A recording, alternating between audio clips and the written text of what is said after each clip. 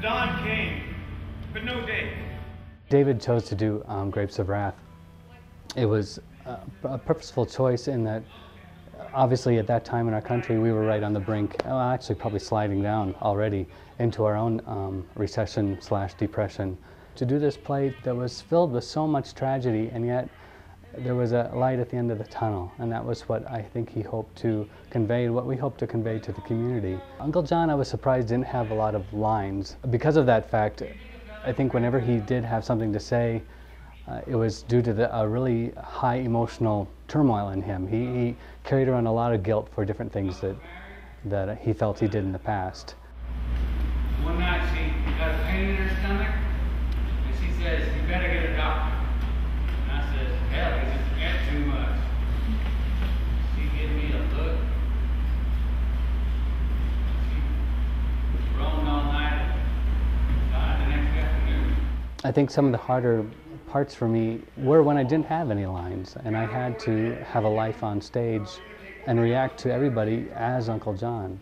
Certainly some of the more difficult points I can remember were burying my father. Of course, having my dad in the cast, it was very easy to go to that place, or what it would be like to have to bury your father by the side of the road and leave him. Now that was a time when a man had the right to be buried by his own son. When the son had the right to bury his own father. Law says different now. Another, I think, a turning point for Uncle John, where he finally just breaks.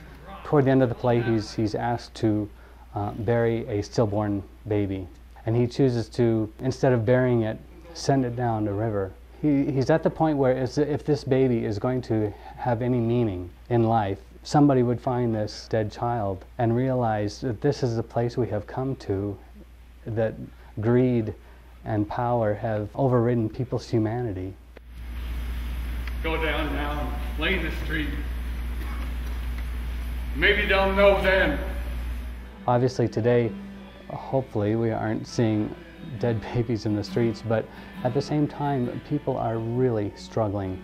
You know, I hope we get to the point where we don't have to have that kind of tragedy to wake people up. You know, those people in power, those people who are so focused on gaining as much money as they can, regardless of that their brother is falling in the street. You know, we hope that we can get to that point where people will be filled more with what's really important in life. Is it getting that far ahead, or can we help a brother once in a while?